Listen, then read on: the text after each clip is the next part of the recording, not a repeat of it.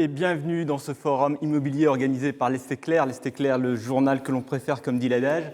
Et on va parler du marché immobilier au bois et troyen avec 5 experts qui sont réunis ici. Et la question qu'on va se poser, c'est la question sempiternelle. Faut-il acheter? Faut-il vendre? Et on se pose cette question aujourd'hui parce que beaucoup de choses sont en train de bouger sur le marché de l'immobilier. On va faire une émission en 3 temps forts. La première, ce sera l'évolution des taux qui sont en train de monter et ça exclut certains acheteurs du marché. Donc on en parlera largement. On fera le point sur le marché immobilier. Où en est-il à Troyes? Il avait bien monté au mois de septembre l'année dernière. Les notaires avaient donné d'excellents chiffres au mois de mars. Où en est-on? On fera le point aussi. Et on fera le point enfin sur l'évolution des coûts et des prix du marché de l'immobilier, ce qu'on peut prévoir avec l'évolution des coûts des matériaux et des coûts de fabrication. Alors pour faire tout ça, on a 5 invités. Cindy Buffet. Bonjour. Cindy Buffet, responsable d'agence Financialis, courtier en prêt immobilier. Tout à fait, pas exclusivement, mais plus spécifiquement sur les prêts immobiliers, effectivement. Ce qui nous intéressera aujourd'hui. Exactement.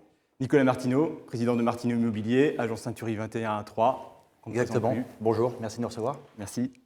Pierre Legrand, alors vous êtes marchand de biens, cofondateur d'Estiar, et vous expliquerez ce qu'est le métier de marchand de biens, parce que tout le monde ne sait pas trop ce que vous faites, mais c'est intéressant, vous êtes un énorme acteur du marché, enfin, les marchands de biens en général.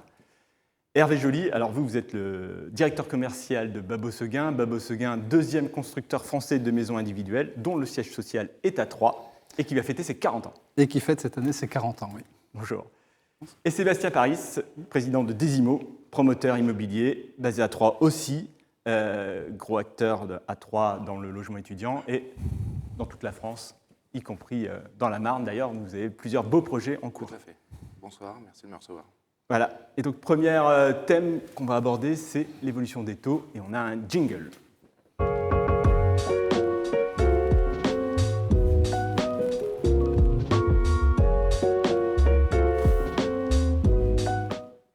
Alors, Cindy Buffet, les taux d'intérêt sur le marché de l'immobilier, tout le monde en parle. Depuis le début de l'année, ils sont en train de monter. Dans quelle proportion? Où en est-on? Et qu'est-ce que ça change pour les acheteurs? Alors ça bouge effectivement beaucoup depuis le début de l'année.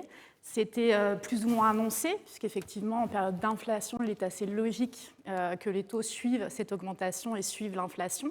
Néanmoins, on ne s'attendait pas forcément à des hausses aussi importantes, aussi fulgurantes, puisqu'aujourd'hui, en l'espace de 5 mois, on a, la plupart des organismes ont augmenté leur taux de plus de 0,5 points, ce qui n'est pas neutre. On prêtait encore fin d'année dernière sur 20 ans à des taux inférieurs à 1%. Aujourd'hui, on est quasiment au double, puisqu'on s'approche très rapidement des 2%. Et ça va malheureusement ne faire que continuer, puisque l'inflation n'est pas terminée. Donc ça va suivre encore les courbes. Et on nous annonce, en tout cas on se prépare à une évolution de ces taux qui vont se rapprocher assez rapidement des 3% d'ici l'été prochain, d'ici l'été 2023, effectivement. Alors attention, contexte compliqué, oui, mais des taux encore normaux. C'est plutôt la situation qu'on a vécue l'année dernière qui était, elle, je dirais un peu plus anormale. On a emprunté à des taux qui étaient extrêmement bas. Néanmoins, pour l'économie, il est important aussi qu'on ait une cohérence sur le marché. Et emprunter à des taux à 2-3%, ce sont encore de très très bons taux. On se souvient, je ne vais pas revenir sur les anciennes crises financières, effectivement, mais nos parents ont emprunté à des taux à plus de 5%. On n'y arrivera pas et effectivement, on n'est pas encore dans ces proportions-là, mais emprunter à 2%, c'est tout à fait honorable. Voilà, il faut en tout cas passer par là pour se retrouver sur un marché concurrentiel et efficace à mon sens. Alors, le taux d'intérêt qui augmente, ça veut dire aussi que les acheteurs, quand ils arrivent sur le marché, peuvent mobiliser moins d'argent. Et donc, forcément, à un certain moment, le prix va les dissuader. Est-ce que ça peut jouer sur le prix de l'immobilier? Mécaniquement, quand vous avez une hausse de 1 point, c'est à peu près ce qu'on a entre décembre de l'année dernière et aujourd'hui, ça correspond à peu près 20 000 € de moins sur un budget de 200 000 € approximativement. C'est le budget moyen que l'on constate dans notre région en tout cas. Donc 20 000 € sur un achat, effectivement, ça commence à peser sur des conditions d'achat qui sont déjà fortes, déjà très hautes, elles aussi. Donc ça peut priver un certain nombre d'acquéreurs, notamment les primo-accédants, les jeunes qui démarrent dans la vie active, qui ont déjà un budget pas forcément très important. Effectivement, ça peut les sortir ou les exclure assez rapidement du marché si on n'a pas des solutions à leur présenter, en fait. Hervé Joly, vous qui avez une clientèle essentiellement de primo-accédants, puisque ce sont des gens qui construisent leur pavillon, Est-ce que vous ressentez déjà cette influence des taux sur votre activité et sur votre clientèle? Est-ce qu'on rogne sur la salle de bain, on rogne sur le garage? Voilà, c'est exactement le sens que je voulais donner à ma réponse. C'est-à-dire qu'effectivement, on a plusieurs leviers à notre disposition pour contrer l'effet des taux. Les taux d'intérêt, le montant emprunté est un des facteurs de l'équation, mais n'est pas forcément le principal. Le primo-accédant a plusieurs leviers à sa disposition, qui sont les mêmes que nous, qui sont d'abord l'éloignement. Il peut choisir des terrains en fonction de son budget, donc choisir de s'éloigner des métropoles un peu plus importantes. Il peut également choisir de jouer sur le niveau d'équipement de sa construction. Il peut choisir entre un certain nombre d'options. Et donc, ces fameux 20 000 euros, effectivement, nos clients ont encore largement la possibilité d'arbitrer entre tous ces facteurs-là pour entrer dans l'enveloppe budgétaire et en plus bénéficier aujourd'hui de maisons avec des niveaux d'équipement et de performance énergétique très très élevés. Il ne faut pas l'oublier, il y a effectivement l'aspect des taux, mais il y a aussi des réglementations qui viennent en plus greffer le budget, mais qui permettent également à la sortie d'avoir des biens aujourd'hui de très très très bon niveau. Nicolas Martineau, vous, en tant qu'agence immobilière, vous voyez une influence sur les prix de vente ou les capacités des acheteurs?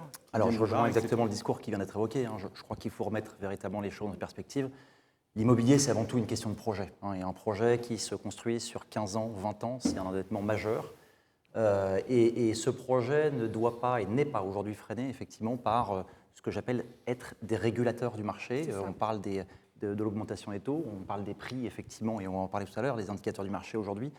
Mais c'est véritablement important de comprendre qu'effectivement aujourd'hui, un projet immobilier, c'est un projet qui se prépare, ça prend du temps. Et il ne faut pas rester complètement focalisé sur les prix et les taux. Et je pense que c'est important d'aller voir les gens qui portent la même veste que moi pour discuter de son projet et ça se construit. Le marché immobilier, il se porte bien, il se porte très très bien. Et même si effectivement c'est des questions qui se posent dans la bouche des acheteurs, aujourd'hui on continue à battre des records sur le premier semestre. On en reviendra certainement un tout petit peu après. Ça marche. Pierre Legrand, vous, en tant que marchand de biens, parce que une fois que vous avez acheté les biens, d'ailleurs, expliquez-nous un peu votre métier en quelques mots.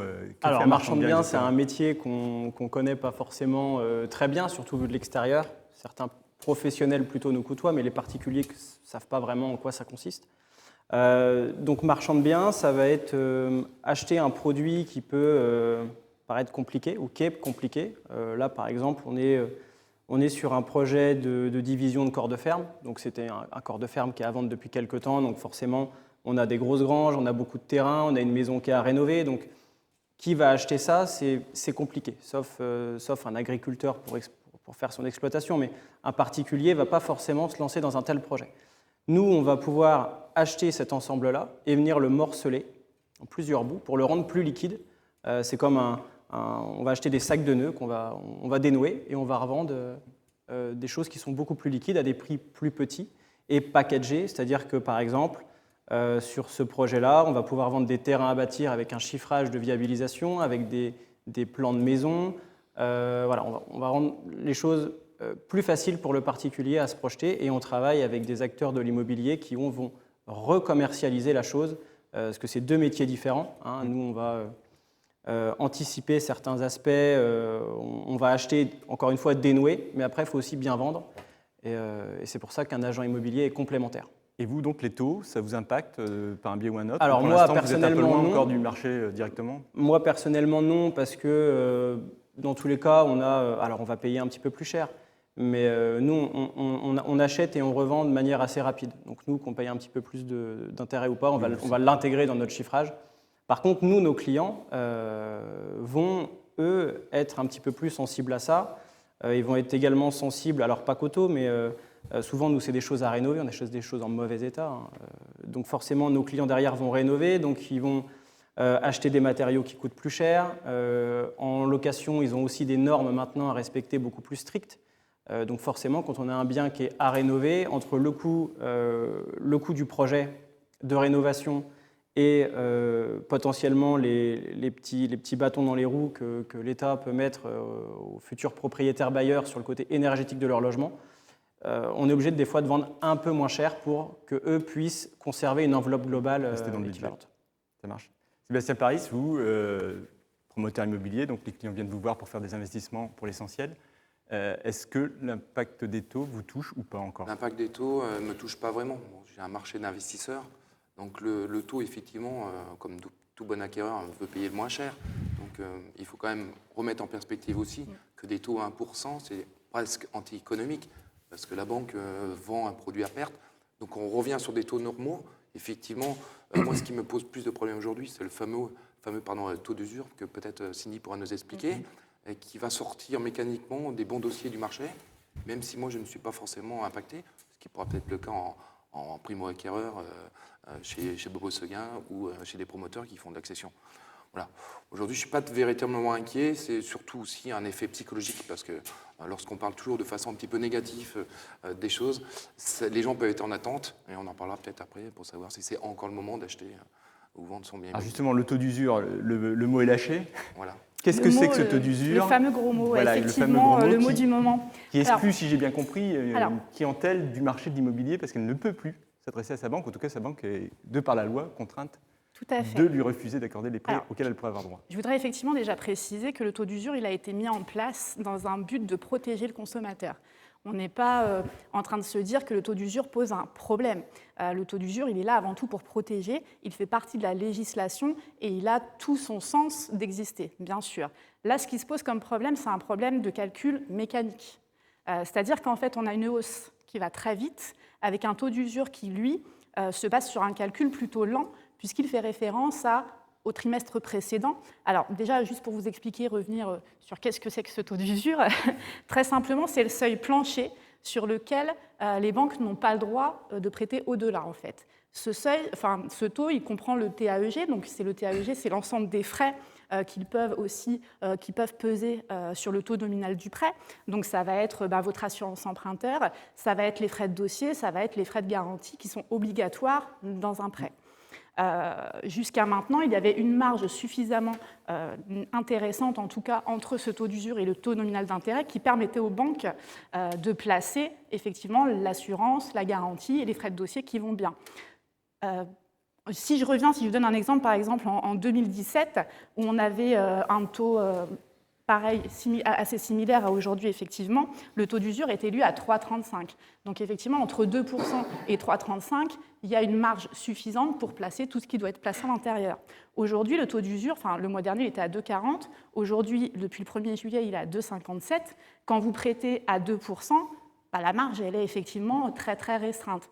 Et quand je vous parle de 2%, c'est pour les meilleurs du marché aujourd'hui. Ça veut dire qu'il y a déjà des banques qui se sont un peu exclues du marché, qui déjà ont fermé complètement leurs portes aux prêts et qui vont déjà faire une sélection pour ne prêter, on va dire, qu'à des personnes qui ont des revenus effectivement importants et qui vont pouvoir être rentables concrètement pour la banque. Donc les personnes qui risquent d'être exclues dans ce calcul, c'est effectivement les revenus moyens, les primo-accédants, où là, on va avoir forcément un taux un peu plus important parce qu'on vient d'arriver sur la vie active, on présente des revenus relativement bas, donc un risque potentiel plus élevé pour la banque. Donc on a une petite marge plus importante sur le taux d'intérêt. Quand vous prêtez à 2,40 sur 25 ans, si le taux d'usure est un 2,57, concrètement, vous n'avez pas d'assurance à l'intérieur. Le prêt n'est pas possible, même si le dossier est très très bon. Donc aujourd'hui, on comprend, il y a un taux maximal qui est fixé par la loi, qui est le taux d'usure, qui n'est pas recalculé assez vite par rapport à la montée du taux d'intérêt que sont prêts à accorder les banques. Et si vous avez un mauvais dossier en assurance, vous passez au-dessus, vous ne pouvez plus. Combien de personnes sont concernées aujourd'hui à peu près? Alors ça représente aujourd'hui à peu près un dossier sur 5. On tend rapidement à un dossier sur 4. Ce qui est quand même pas neutre, effectivement. Et là où ça coince, au-delà de priver, on va dire, les primo-accédants ou les revenus un peu plus modestes, c'est que même un très très bon dossier, s'il suffit qu'il y ait un gros apport, forcément, en proportionnalité, les frais, les garanties, etc., vont peser plus lourd sur le taux en lui-même. Donc là, on peut avoir une exclusion sur un dossier avec un très bon patrimoine, avec d'excellents revenus, avec un gros apport dessus, ce qui est presque incompréhensible, effectivement. Et alors ça va se régler dans le temps, puisque le taux d'usure va forcément mécaniquement, ça va se régler dans le temps. Et pour l'instant, il y a un delta peut-être de 6 mois à 1 an avant que ça s'adapte. Exactement. 6 mois à 1 an, ça veut dire qu'on va laisser pendant 6 mois à 1 an des projets ne pas se faire, et de manière complètement injuste, encore une fois, parce que le dossier initialement présenté est encore une fois très bon. En termes de rentabilité et en termes de mesure de risque pour la banque. Donc là, c'est vraiment un problème de calcul. On est dans une situation exceptionnelle, je tiens quand même à le rappeler. Cette situation d'inflation, c'est une situation exceptionnelle. À toute situation exceptionnelle, il faut quand même aussi des mesures exceptionnelles. Là où j'essaye de représenter aussi un peu mes confrères aujourd'hui, c'est qu'on n'a pas forcément de réponse législative à nos problématiques. Alors encore une fois, le but, c'est pas de dire que le taux d'usure est le méchant dans l'histoire, parce qu'il a une vraie vocation, il a encore une fois le but de protéger le consommateur. Mais quand il devient un problème pour le consommateur et qu'il le prive de s'installer sur le marché, là, effectivement, je pense qu'il y a une réflexion à avoir. Un message envoyé à l'État. C'est ça, effectivement, et notre nouveau ministre du Logement qui vient d'arriver.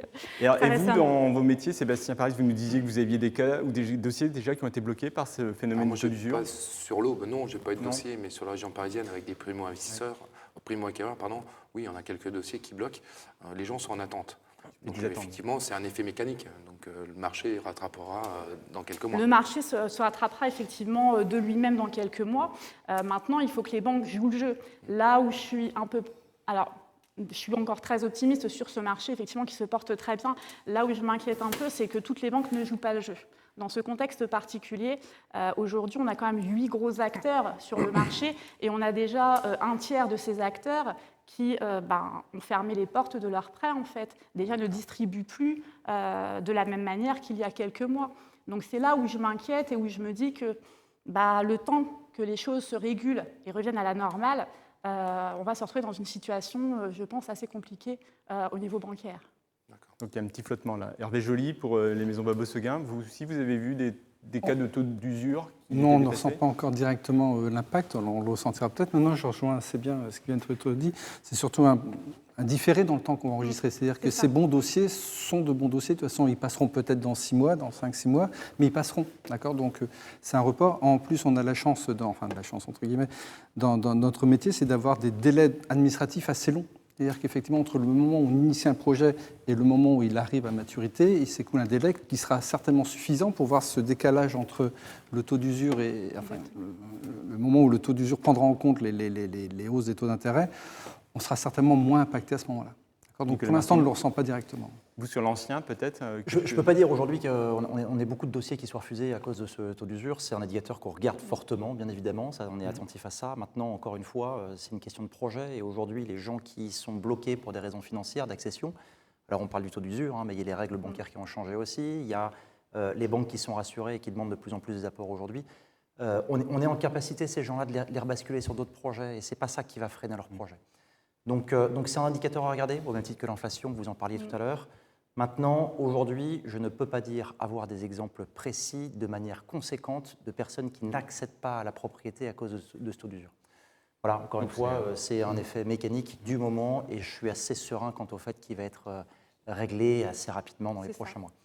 En revanche, la chose dont on s'aperçoit, c'est qu'effectivement, il y a deux choses. Une question déjà de délai d'acceptation des dossiers en banque qui sont de plus en plus longs, ça c'est une certitude, et c'est des sujets sur lesquels on accompagne de plus en plus nos acheteurs, avec des partenaires bien évidemment, et puis avec les banques, parce que ça devient un point important de l'accompagnement de l'acheteur et du vendeur, a fortiori, dans son projet immobilier. Donc ça c'est la première chose. Voilà. Deuxième chose, c'est que les clients revoient leur projet aussi en fonction de ces paradigmes-là. Et on reparlera certainement des prix tout à l'heure, mais c'est des choses qui vont, je pense, de manière rapide, être en mesure de rentrer dans l'ordre. Eh bien, la transition est parfaite. On a un jingle pour le second thème de notre émission.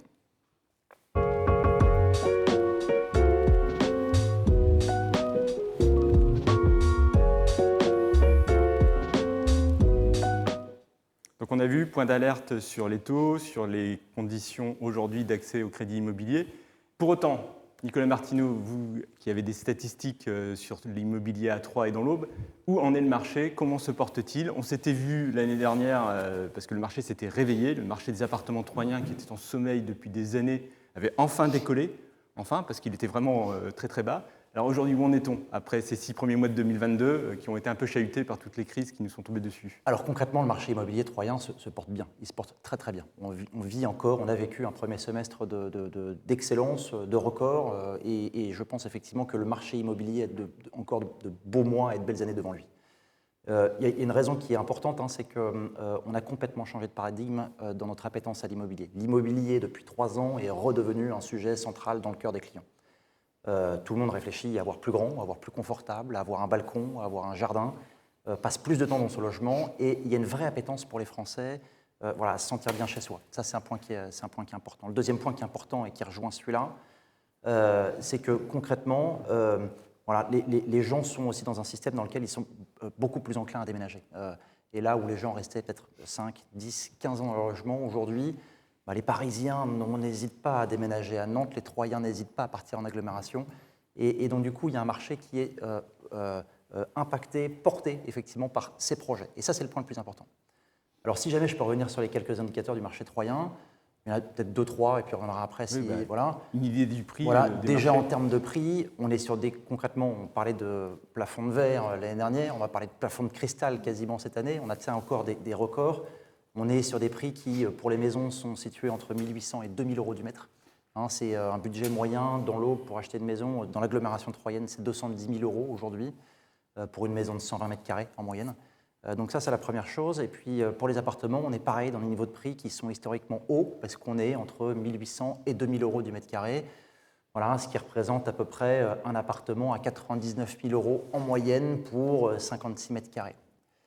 On était tombé à 1300, 1500 à un moment. Alors, dans les années, effectivement, 2011, 2012, 2013, on a été dans des prix qui étaient sans commune mesure avec celui-là. Donc, ça traduit quand même un marché qui est extrêmement dynamique.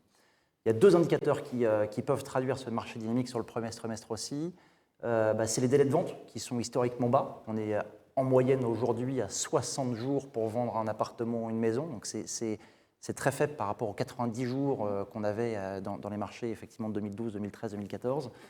Et la dernière chose, c'est que on a une demande qui est extrêmement forte, qui continue à être soutenue, même si on parlera de ce qui est en train de se passer aujourd'hui dans la tête des clients, mais on a une demande qui est extrêmement soutenue, et donc du coup, des stocks de biens qui sont extrêmement faibles, et ils sont historiquement faibles. Depuis 2-3 ans, les gens ont du mal à trouver des maisons, des appartements disponibles sur le marché par rapport à ce qu'on pouvait avoir il y a 7-8 ans. Donc si on ne trouve pas, il faut faire construire. Donc, très bon réflexe. Comment ça se passe chez Babo Seguin? Je sais qu'à la sortie du Covid, tout le monde voulait une maison avec jardin. Donc vous aviez eu des clients qui frappaient à la porte autant que vous en désireriez. Aujourd'hui, où en êtes-vous? C'est toujours vrai. C'est toujours vrai, ça ne se dément pas. La maison individuelle reste le mode d'habitat préféré des Français. C'est celui vers lequel ils se tournent en priorité aujourd'hui. Donc on reste sur des niveaux d'activité commerciale très, très, très élevés. Oui. Et donc les gens cherchent toujours le pavillon. Et est-ce qu'aujourd'hui vous êtes inquiet par le pavillon bashing qui s'est installé dans le discours public? Est-ce que c'est quelque chose que vous regardez avec indifférence? Ce bashing ne dépasse pas, je pense, le périphérique parisien. Je le disais au tout début, l'éloignement reste l'un des principaux leviers pour faire aboutir des projets de primo-accession. Et donc, dans l'Aube notamment, mais c'est vrai aussi dans les départements limitrophes, la maison individuelle reste vraiment le mode de logement préféré des Français, avec un terrain qui peut-être se réduit. On accepte peut-être plus facilement aujourd'hui d'être sur des terrains de 450, 500 mètres carrés qu'il y a quelques années. Mais voilà, en tout cas, le jardinet, le barbecue reste la projection mentale préférée. Et alors, le rêve est accessible à partir de quel prix aujourd'hui dans l'Aube? Une fourchette de prix, à partir de quand je peux commencer à rêver à faire construire mon pavillon? Je vais vous donner un chiffre qu'on pourra largement discuter. La moyenne aujourd'hui de construction, le coût moyen de construction d'un contrat, donc tout compris, prêt à décorer, on a 154 000 euros TTC. 154 000 euros pour un pavillon de 104 mètres carrés.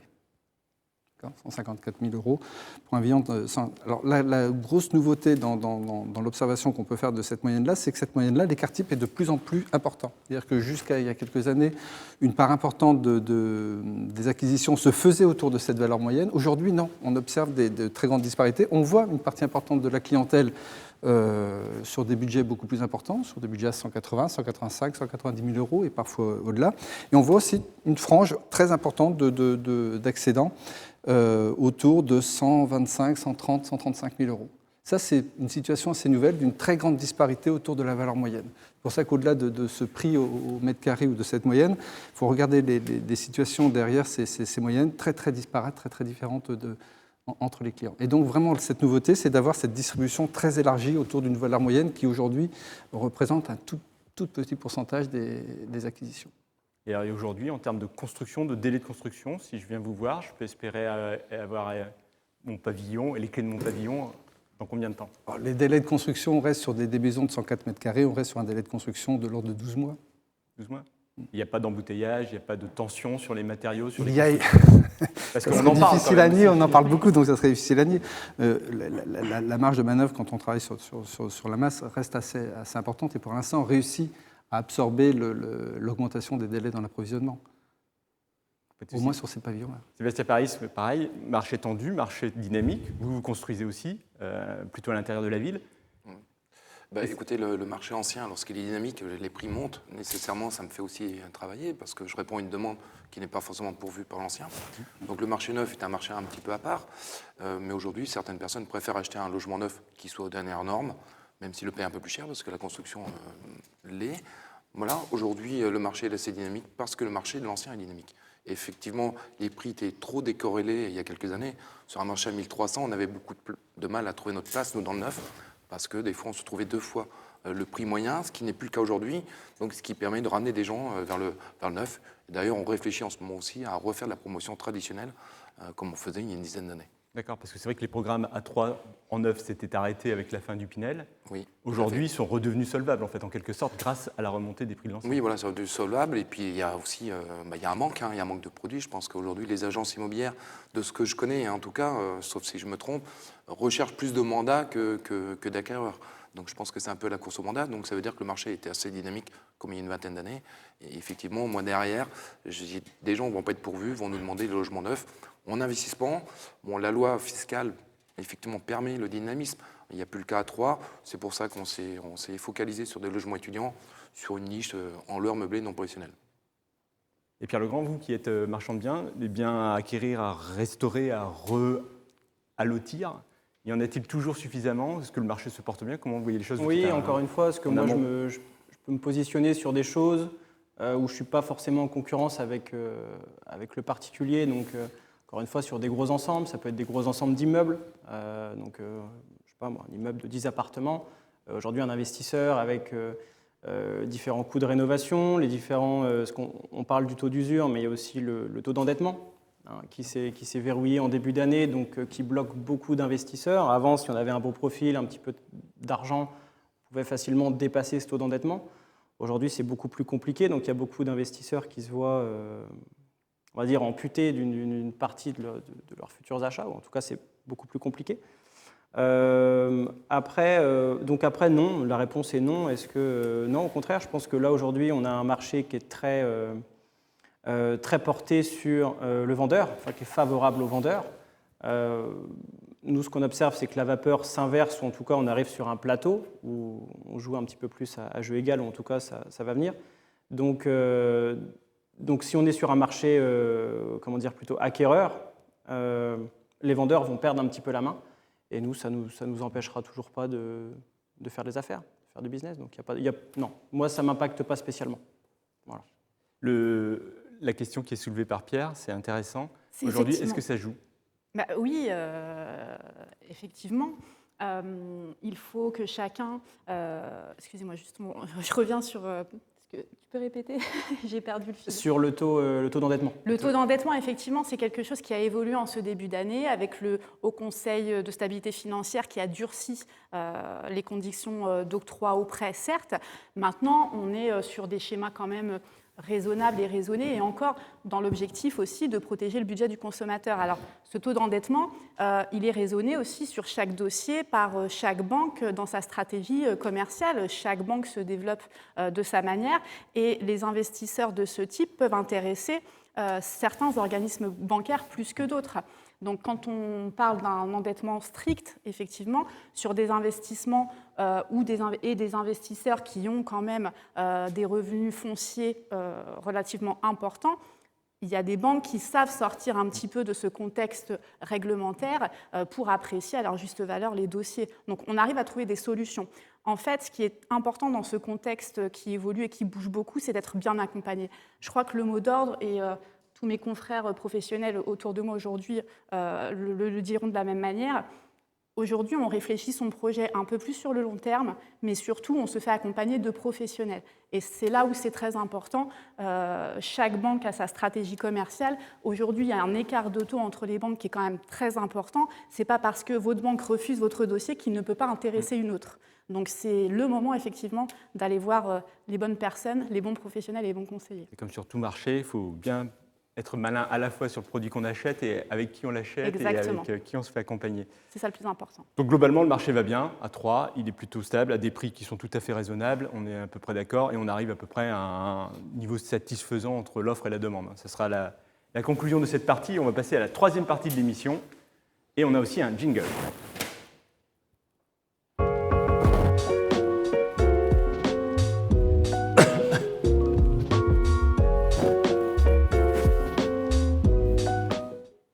Alors, est-ce que ce sera plus cher de construire demain?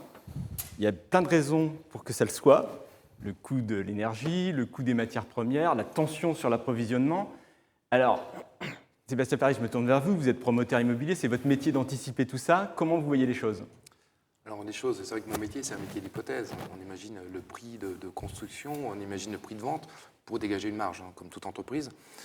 Le marché aujourd'hui, on sait qu'il y a plusieurs facteurs, au-delà de ce qu'on vient de parler des taux d'intérêt. On a le coût de construction qui augmente, avec des normes qui sont arrivées, comme disait M. Joly tout à l'heure. Voilà, donc tout ça, on essaie de l'anticiper maintenant depuis 18 mois avec les nouvelles normes, la RE 2020. Aujourd'hui, ce que l'on sait, enfin, c'est mon hypothèse, et ça a toujours été le cas en immobilier, acheter demain, ça sera plus cher qu'aujourd'hui. Donc, effectivement, un achat qui est fait aujourd'hui, que ce soit sur les taux, sur les coûts de construction qui montent en flèche, voilà, le risque, c'est que demain, vous achetiez votre produit 5 ou 6% plus cher, parce qu'on ne pourrait pas faire autrement.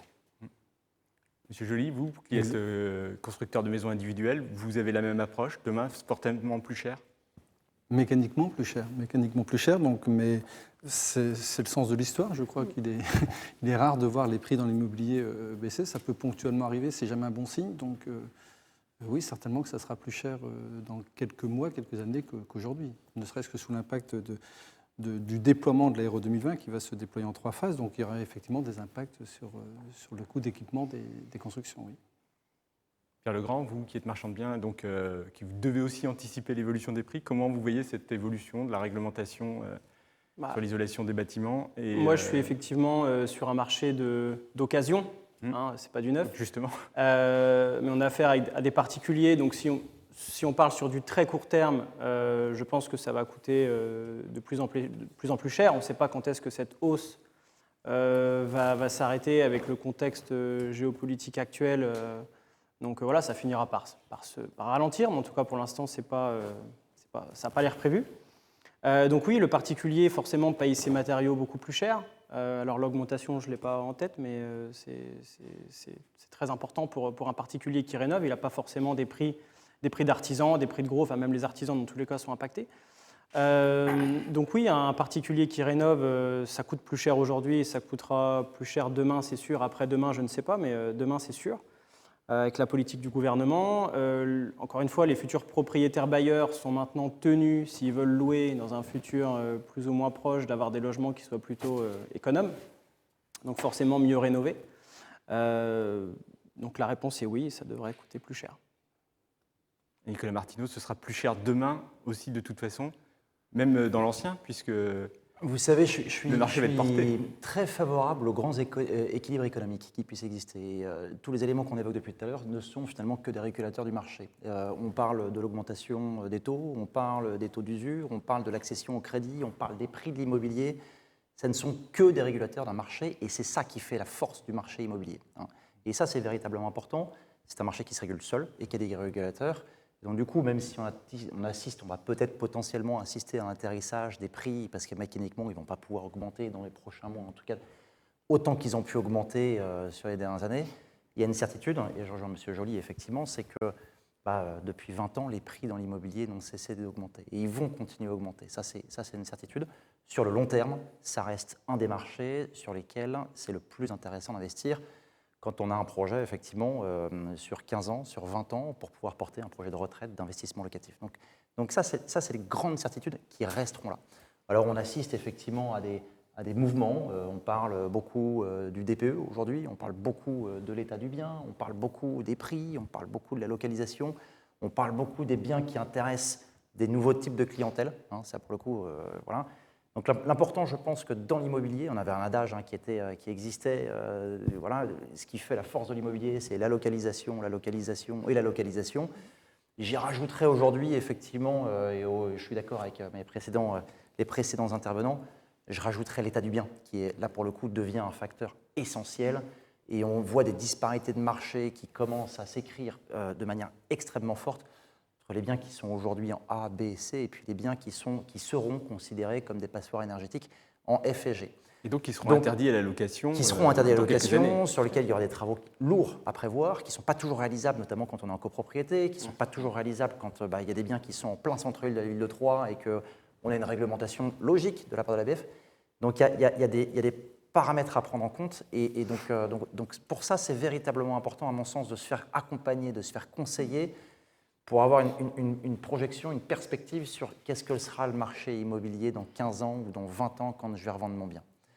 Mais à partir du moment où on se fait bien accompagner, qu'on achète bien, au bon endroit et dans un bâti en bel état, il n'y a pas de question à se poser. Aujourd'hui, on est sur un marché qui est porteur et qui restera porteur. Si je peux faire une petite parenthèse, on parle des contextes un petit peu externes qui peuvent influer sur les prix. Mais on a aussi, si on parle juste de Troyes, moi, à mon sens, Troyes, c'est une ville qui est plutôt attractive, avec les nouvelles écoles, pas loin de Paris, etc. Donc, au-delà de ce qui peut se passer sur l'augmentation des prix, l'augmentation des taux ou autre, on est sur une ville qui, je trouve, très attractive et qui, dans le futur, pour moi, je la vois très mal se dévaluer. Donc, je pense que les prix vont continuer d'augmenter. Et là, on touche à autre chose qui est cher à Sébastien Paris, c'est que ce qui fait le marché, c'est la démographie. Tout à fait, la démographie. Et c'est vrai qu'on n'en parle pas souvent. Et c'est vrai qu'aujourd'hui, la ville de Troyes a des habitants qui arrivent tous les ans. Dans mon métier, plus spécifiquement dans les étudiants, on va passer de 11 000 étudiants à 14 ou 15 000 dans les prochaines années. Donc je réponds à une demande du marché, locative avant toute chose. Et pour rejoindre aussi par rapport aux coûts futurs, les logements neufs aujourd'hui sont très économes en énergie, mais aussi décarbonés. Donc c'est aussi pour le futur quelque chose qui va être très impactant et qui est impactant pour l'investisseur ou le primo-accédant. Parce qu'il va vouloir avoir une idée assez précise de son bien, quel va être son impact au niveau écologie. Tout le monde se découvre des notions et a raison. Effectivement, après, aujourd'hui, je vous l'ai dit, les pavillons sont toujours très demandés et sont les choses préférées des Français. Cependant, ça va un peu contre ce qu'on veut nous faire. Si vous parliez de pavillon bashing, aujourd'hui, on devrait construire plus sur la ville sur la ville, éviter de s'étendre. Malgré tout, c'est là où le marché est comme en antithèse, c'est que les gens préfèrent des pavillons. Donc on voudrait pour les autres ce qu'on ne veut pas pour soi.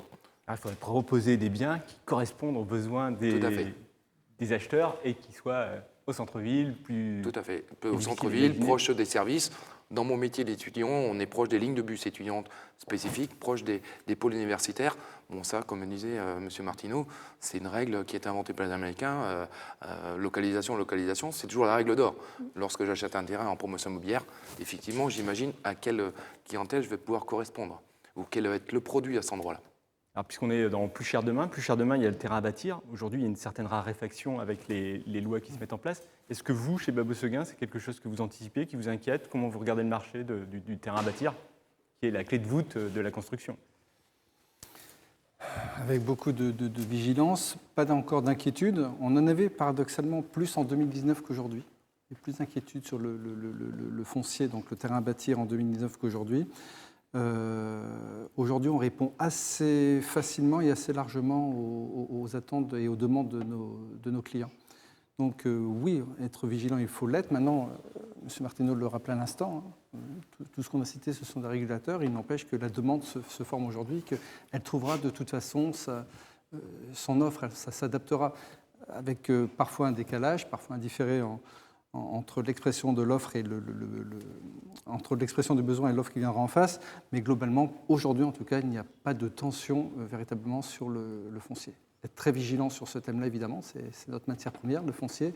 Pas encore de tension véritablement sur ce point-là. Alors justement, on parle beaucoup de Troyes, le reste de l'Aube. Aujourd'hui, sur le marché immobilier, est-ce que tout est comparable ou est-ce que quand on s'éloigne de Troyes, on n'est pas exposé à des risques plus grands de dépréciation, en tout cas de pas grande appréciation du bien dans les années qui viennent? Martineau? Il y a eu un très très fort engouement pour le marché immobilier qui est en périphérie de la ville, de l'agglomération. C'est vrai que j'ai commencé dans l'immobilier à l'époque. On restait très centralisé, localisé sur des marchés qui étaient aux alentours des grandes villes, entre 10 et 20 km.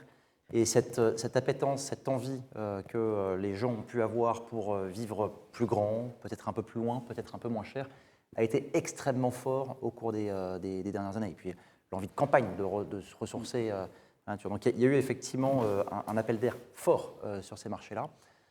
C'est des marchés dans lesquels, sur le long terme, je crois, objectivement, même si, encore une fois, il faut être vigilant quant à la localisation, parce que c'est quand même ce qui fait la force du marché et la force d'un bien immobilier sur le long terme. C'est la localisation. La localisation, la localisation, la localisation. Il restera celui-là. Voilà. C'est les règles d'or. Alors, on va peut-être passer aux questions. On va élargir le débat. Alors, il y avait une première question pour M. Sébastien Paris, qui était posée dès le début de l'émission par Tarod. Mais il paraît qu'on vous la pose souvent. C'est n'y a-t-il pas trop de logements étudiants à Troyes, vous qui en construisez encore avec un très beau programme, l'avenue Pierre Brossolette, qui va sortir bientôt. Alors, je vous pose la question. C'est vrai que c'est une question qu'on me pose de façon récurrente parce que c'est ma 7e opération de résidence étudiante qui est proposée en diffus aux différents investisseurs privés. Effectivement, qu'on construit, ça se voit, donc les gens ont l'impression qu'on amène toute une masse. Mais comme je disais tout à l'heure, on va passer de 11 000 étudiants à 14 ou 15 000 à les prochaines années. Lorsqu'il arrive 1000 nouveaux étudiants sur l'agglomération troyenne, je n'en construis que 60 ou 100 par an, donc je ne corresponds qu'à 10% du marché, au mieux. Donc aujourd'hui, oui, il est toujours temps d'acheter des logements étudiants. Et d'ailleurs, les étudiants ne s'y trompent pas, parce que je pense que ce soit dans l'ancien, chez Century ou chez nous, dans le neuf, on est assailli de demandes locatives étudiantes en ce moment, avant même les résultats du bac qui se sont produits aujourd'hui. Donc pas d'inquiétude, vous pouvez investir. Voilà, et on s'adresse alors soit directement aux promoteurs, soit on peut acheter aussi des biens plus anciens en ville. J'imagine chez Century 21, il y a des biens pour investisseurs en logement étudiant.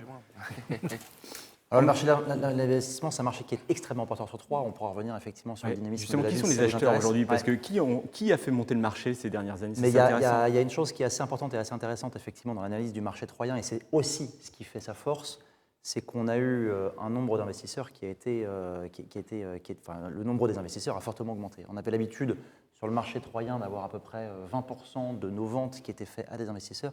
On est passé sur les 2 ou 3 dernières années à quasiment 40% des gens qui effectivement achetaient pour réaliser de l'investissement locatif. Alors, bien évidemment, ça a apporté une partie du marché, et je pense que ça continuera concrètement à apporter une partie du marché dans les années à venir, parce qu'on a quand même une ville qui est extrêmement attractive en termes de développement économique, en termes d'étudiants.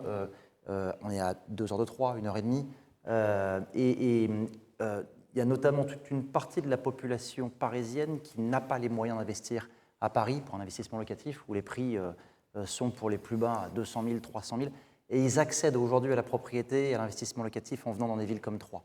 Et ça, c'est un fait nouveau. Là où il y a quelques années, les investisseurs voulaient investir à côté de chez eux, et bien aujourd'hui, ils sont prêts à partir investir à 200, 300, 400 km quand ils arrivent à trouver quelqu'un pour les accompagner et quand ils ont confiance dans le marché, et ils ont confiance dans ce marché-là. Donc, parce qu'aussi le rendement locatif à Troyes est intéressant pour un investisseur aujourd'hui. Le rendement locatif est extrêmement intéressant. Si je faisais la comparaison il y a quelques instants par rapport à Paris, on trouve des rentabilités à 3 ou 4% en moyenne à Paris, c'est ce qu'on a l'habitude de dire. On se situe aujourd'hui, en fonction de la typologie de logement, entre 6 jusqu'à 10% de rentabilité locative espérée à Troyes. Donc il y a effectivement des niveaux de disparité qui sont assez importants. Et chez Desimo, quand vous commercialisez les logements étudiants, vous avez aussi cette clientèle parisienne qui vient vers vous, ou ça reste encore un marché local? Alors, excusez-moi, c'est un petit peu différent parce que là, 95% sont des Aubois ou ont vécu dans l'Aube, ou ont de la famille dans l'Aube. Donc on peut avoir des Parisiens qui ont toujours un lien familial ou ont fait leurs études ici. Donc moi, personnellement, au bureau, lorsque je vois quelqu'un qui vient de Pau, ça m'est arrivé, acheter un logement étudiant à Troyes pour un coût financier ou un placement, j'y mets un peu de bémol parce qu'il faut aussi faire attention. Et alors c'est vrai que je préfère que l'investisseur connaisse le coin, sache où il mettre les pieds, parce qu'il y a des gens qui ont fait de très mauvaises expériences dans le neuf, notamment dans d'autres régions. Donc moi je dirais, le conseil le mieux que je pourrais donner, achetez là où vous connaissez, dans le neuf notamment. Après dans l'ancien c'est un peu différent. Effectivement, j'ai des investisseurs parisiens qui ont une appétence. Alors, je ne fais pas beaucoup d'anciens, même si je fais un peu de marchand de biens. On va arriver ce nombre de Parisiens qui veut faire un coup, avoir du placement à 8 ou 9%. Je les comprends, ils ont raison. Maintenant, c'est aussi des investisseurs qui ne connaissent pas le sérail. Et il faut faire attention pour le marché du futur aussi. Il faut que ce soit des gens qui soient intéressés, qui puissent passer de temps en temps devant leurs biens. Je trouve ça assez important et je dirais c'est le meilleur conseil qu'on pourrait donner en investissement locatif. Pierre Legrand, vous, en tant que marchand de biens, vous avez aussi une clientèle parisienne ou une clientèle venue de grandes métropoles qui s'intéresse à l'Aube?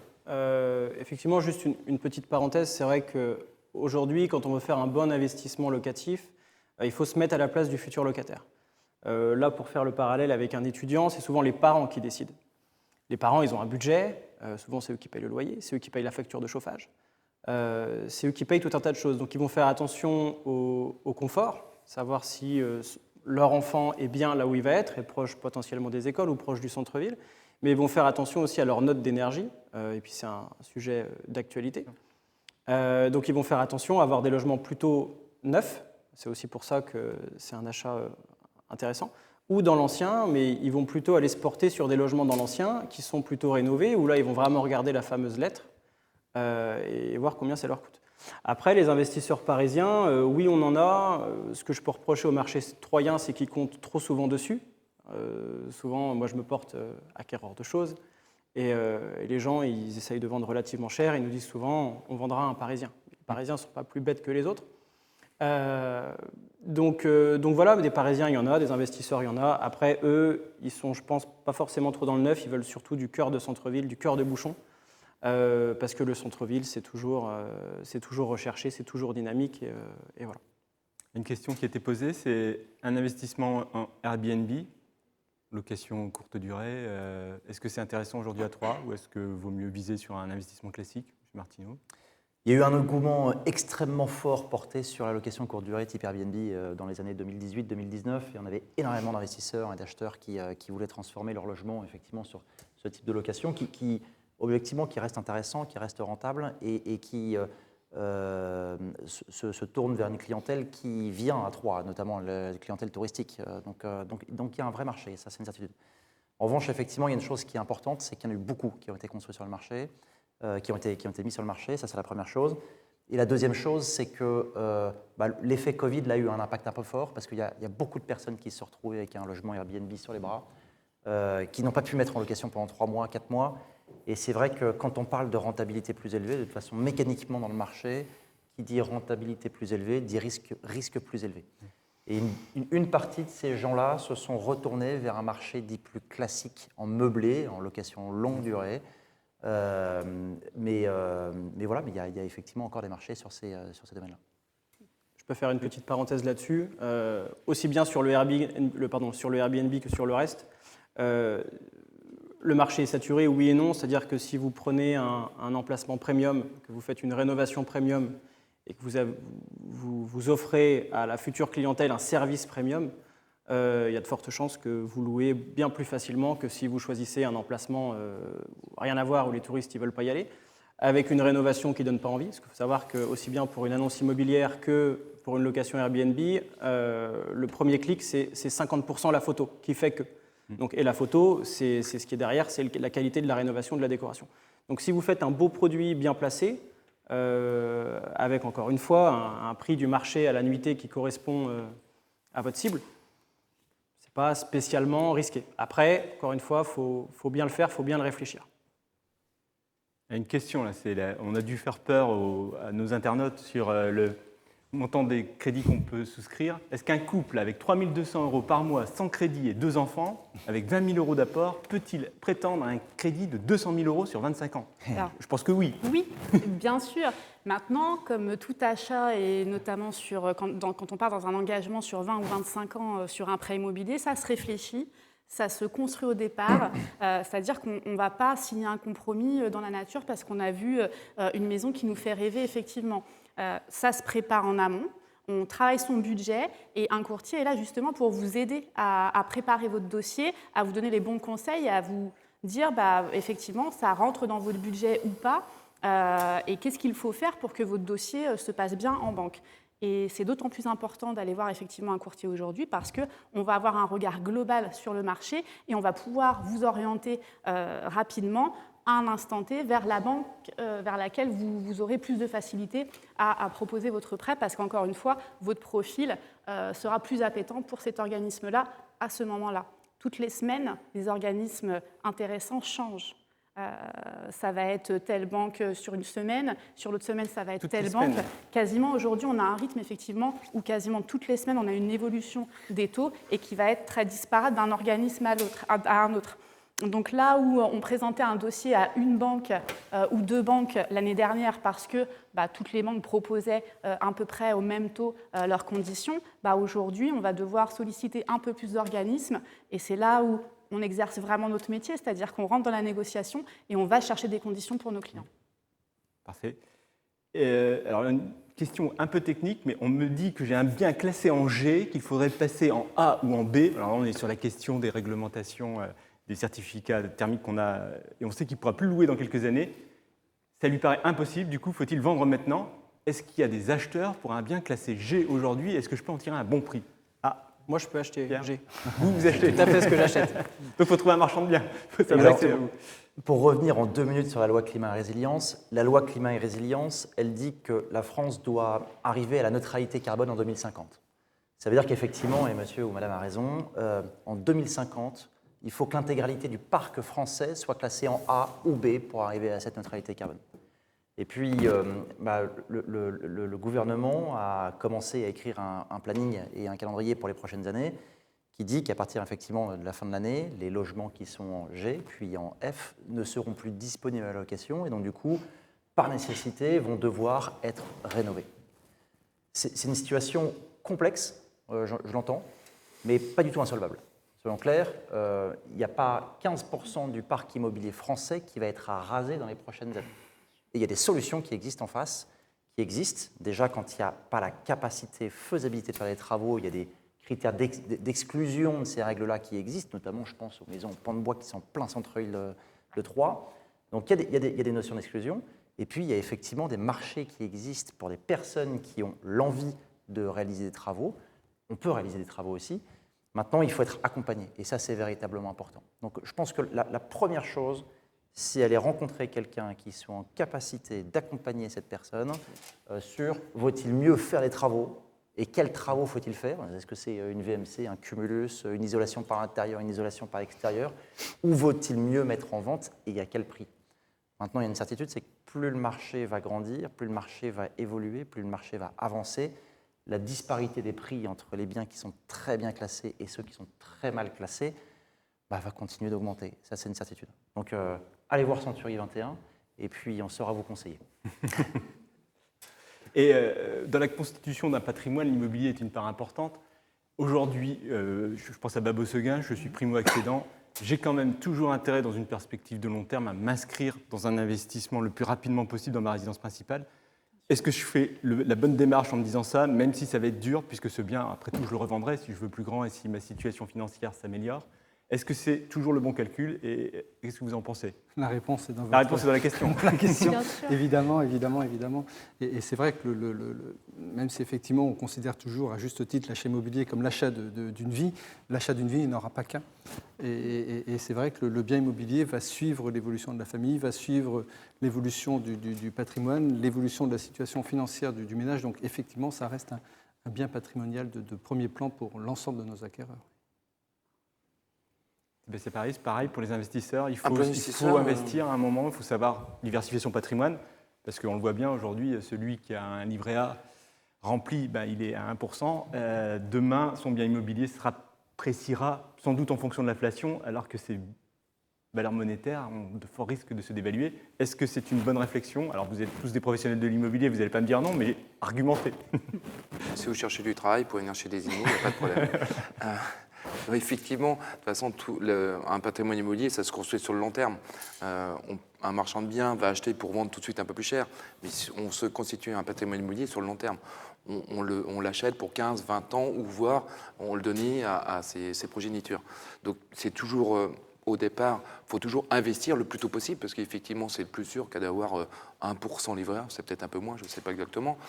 Là, surtout lorsqu'on le fait à crédit, on achète un bien immobilier à crédit, avec un apport minimum, et ce crédit-là est payé parfois par 75% du loyer. Et nous avions des règles de défiscalisation qui permettaient de couvrir les 25 derniers pourcents. Donc, lorsque vous avez quelqu'un qui vous paye votre crédit, oui, effectivement, il faut s'empresser d'acquérir un patrimoine immobilier. Et alors, est-ce qu'il n'y a pas urgence aussi à se placer sur le marché de l'immobilier? Parce que la question c'était, faut-il acheter maintenant?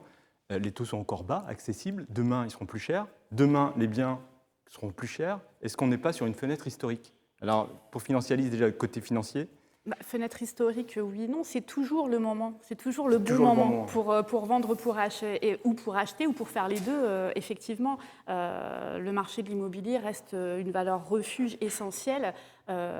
Et il faut, si je reviens effectivement sur ce que disent mes prédécesseurs, il faut investir le plus tôt possible. Moi, j'interviens beaucoup dans les facultés, etc. Je commence effectivement à m'intéresser et à faire un petit peu d'éducation financière parce que c'est important, dès le départ, de savoir comment ça se passe et de tout de suite investir dans au lieu de prendre une première location, de tout de suite faire un premier achat.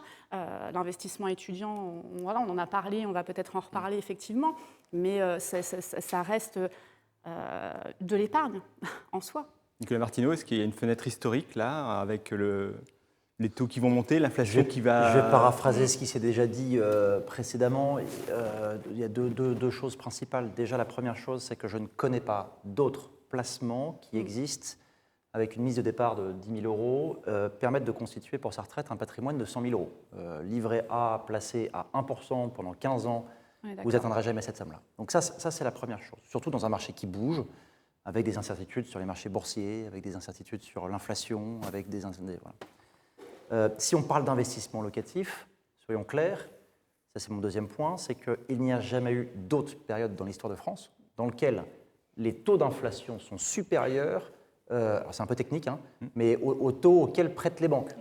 C'est-à-dire que finalement, on gagne de l'argent presque à emprunter aujourd'hui. Donc là, il y a une réalité de marché qui existe.